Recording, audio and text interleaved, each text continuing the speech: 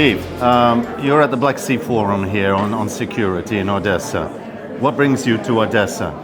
Is Odesa so important as opposed to Kyiv? I ask a naive question because we have people watching out there that don't know about the significance of this city. Well, this is one of the main ports for Ukrainian commerce, and so Odesa has stayed safe while most of the rest of the Ukrainian coast has been taken over by Russians.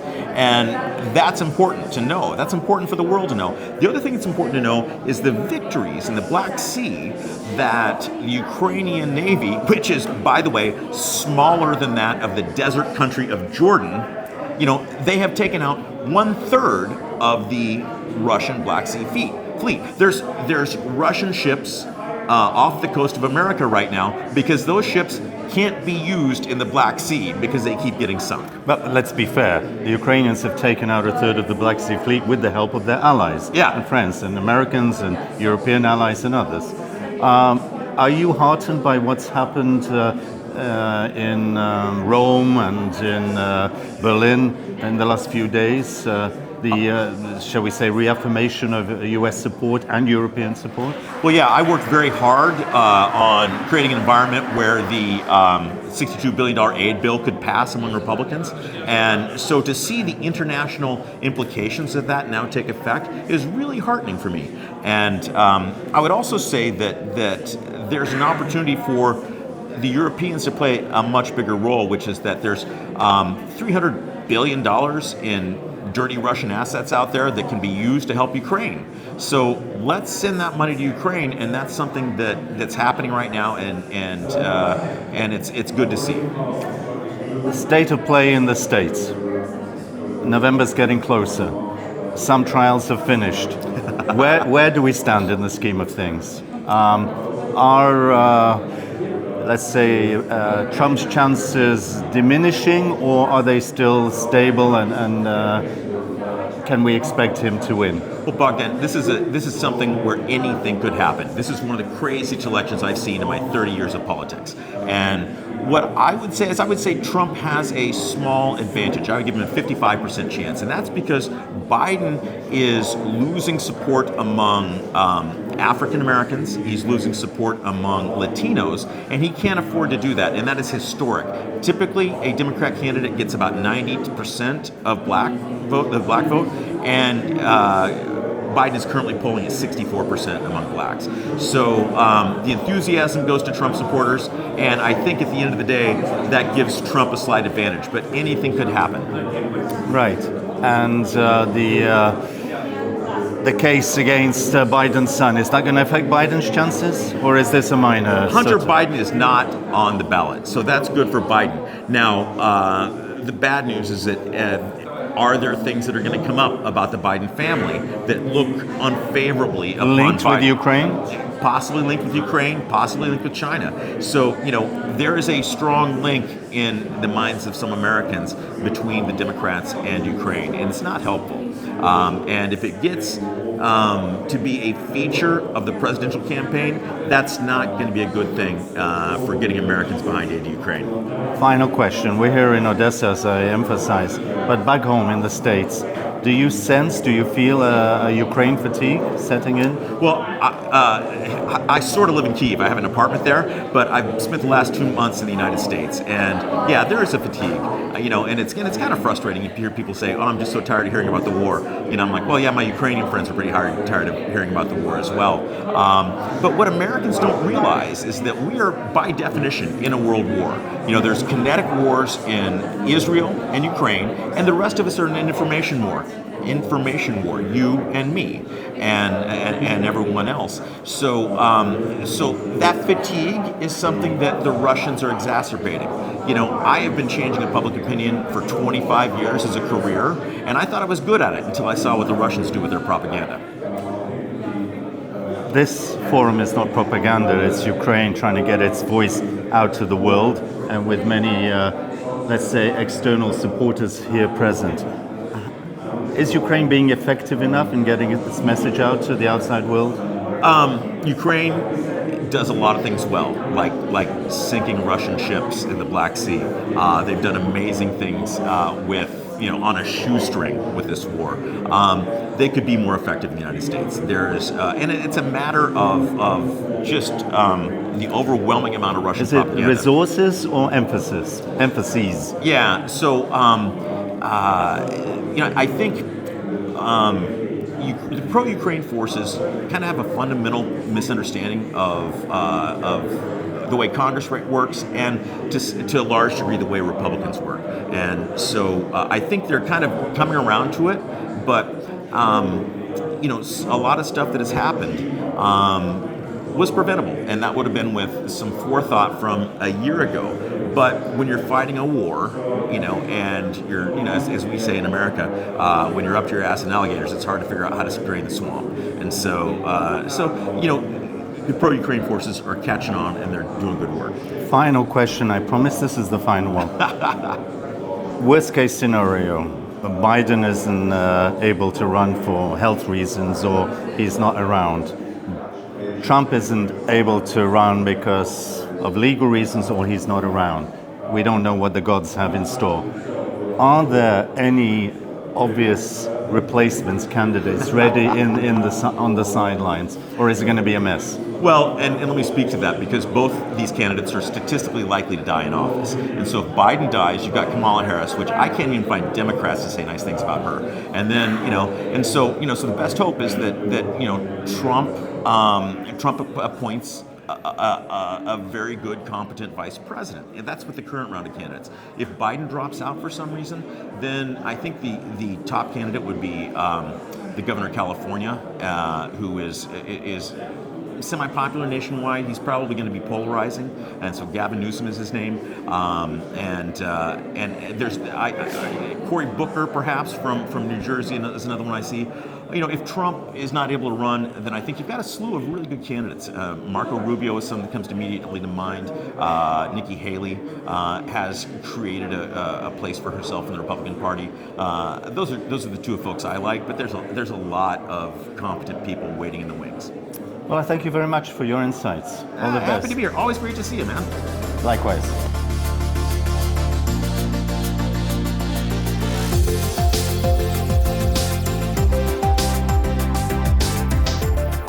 Hi, my name is Chris Fussner. I am the Republican Party representative to the IDU, International Democracy Union. I'm also a treasurer. I am also on the board of IRI, the International Republican Institute. Both groups support democracy worldwide, and especially here in Ukraine. Okay. At this time of divisions in the U.S., that support is still strong in the Republican Party? There's in the Republican Party right now, you have some isolationists, but thank God there's a majority internationalist, and they are in leadership positions. Okay, and what brings you to Odesa, to the Security Forum? Well, I was part of a group that drove 50 ambulances from Normandy to Bucha. So they're being delivered today in Bucha, but I am here because I'm in country, and I've been invited to this forum by friends of mine. What importance or significance do you attach to this forum, not in Kyiv, but in Odesa? I think this forum is important in that it's part of the quest for freedom and democracy in Ukraine. All right. Freedom of trade and freedom of people. Is Ukraine's message getting across to the American public at this stage? There's Gaza, there's internal problems, there are court cases. What could Ukraine do to make its message deliverance more effective? I think it would be a good idea if you got an inter-party group from Ukraine to go to Washington and to educate all of our members of Congress. That's not being done sufficiently well? It is, but it's obviously not being done sufficiently well. We have to work on the members who are not pro-Ukraine. Is it a question of intensity or consistency? Consistency. All right. Right now there's a very important bill in Congress, so now is really the time. And have you been to Odessa before? Yes, yes. I did a political mission here with IDU, International Democracy Union. We went to Kyiv, we went to Odessa, we met Alex, we met Poroshenko, and a few other people in Kyiv.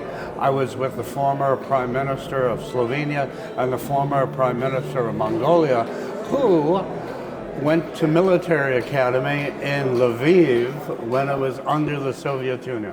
Right. Any final messages, thoughts? You've been here in Odessa for some time.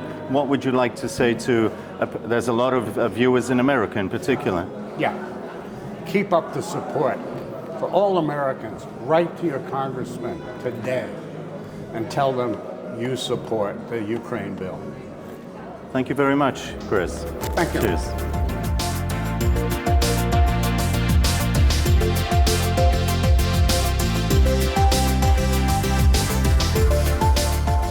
I'm Yuri Tabach, and I'm a retired United States Navy captain. Welcome to Odessa, to the Security Forum here. Why here? You know, a long way from the States. Yeah, well, I volunteered here in 2014. I came in this country. I served in Russia, and I was pronounced by Putin persona non grata. And when the war happened here, I decided to come in as a volunteer to take some wounded guys back to the States, and I just got stuck here. All right, stuck. And what have you been involved in? What are you doing? Mostly I do some volunteer work and humanitarian aid on my own. I don't represent anybody. But are you in Odessa or in Kyiv? No, I'm everywhere. But I mean, you float around. Yeah, but I'm in and out. I don't live here, and deal with wounded. And I became somewhat of a media person. Right, so I've noticed. We're happy to have you on Kyiv Post. Thank you. So look, in 2 words, Odessa, Security Forum, how do you read the situation? A, the significance of this forum, and B, the situation as it is right now, 2.5 years into the war. Well, I mean, it's a multi-layer question, but yeah. I think I did not expect that many people from so many different countries to come at Odessa this time. We can see the difficulties here when the lights go off and electricity go, and yet there's so much international representation here. People are worried. There is fear among the civilians, thinking that maybe Russians will attack this. This is a very famous place where it is held. But so in that sense, I'm very pleasantly surprised that so many civilians and from the international community that are here. But definitely the situation is very, very difficult in Ukraine and in Black Sea. You're a former naval officer, so you're reading. There's been a lot of, I wouldn't say hype, there's a lot of congratulatory messages that Ukraine's done really well. Well, they have. But yes, how are we equipped to face submarines, for example, underwater boats with rockets and missiles? Well, I think that it would be silly for anybody who knows anything about the subject to disclose to even such a respectable paper as Kyiv Post. So I think this is General Budanov's and the Admiralty of Ukraine to handle those situations. You're suggesting things are under control and don't panic. I'm reading your lips. Well, don't, because everybody panicked as it. You know, Russians had the second largest fleet. I happened to be aboard Moscow ship, and it was old, and but still it had capabilities that Ukrainians did. Now it's at the bottom of the ocean, of the sea. And so Ukrainians were able to do a magnificent job. I mean, real miracles performed. And we know that nowadays, and even in the United States, among my former colleagues, and now the guys that I've served that were young, now, you know, they rose in the ranks. They're saying, you know, we have to change. We have to look at a different way of conducting war. Maybe okay, can I ask you then? Are no longer... Right, this is my next and final question. The shape of things to come when the war ends, hopefully with a solid Ukrainian and Western victory. Will Ukraine need a navy, or are there other ways now of protecting itself? You always need a navy. You know, we can see now that a bunch of guys in the rags with few missiles, holding the whole world hostage in the Red Sea and the Suez Canal. So we all have to go around the Africa coast to conduct, a world economy. So you need a fleet to put those things out and to escort other ships and things like this. No, you'll always have to have the Navy, maybe different Navy, maybe more modern Navy, and from a different view. And it will change eventually. We can't change overnight. But I think everybody, after watching what's going on in the Black Sea and the way the warfare is conducting at sea nowadays, and my kid is now at sea with the United States Navy. So they're all discussing those things that things will have to change. And aerial drones and sea drones have made a difference. Absolutely. I mean, when this war started, it was kind of a parade. Russians thought it was going to be a big parade.